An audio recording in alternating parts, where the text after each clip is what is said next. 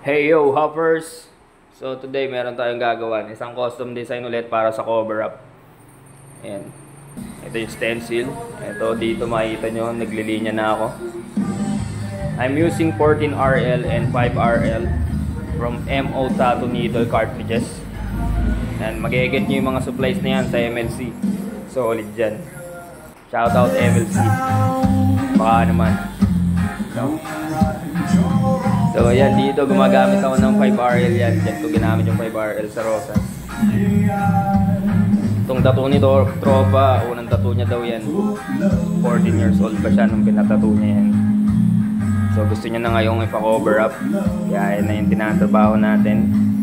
Nag-process natin na may pakpak daw, na may bulaklaw, na ganyan-ganyan. So syempre, gagawin natin ang design yan. Lahat tayo dito ay custom design. Sa mga may tanong, wala pong bayad magpa-design, basta ako rin po yung magtatato. Okay. So ayan, di ko na na-videoan yung pagkulay. Ito lang ang inaabot. Meron pa kaming second session ni tropa.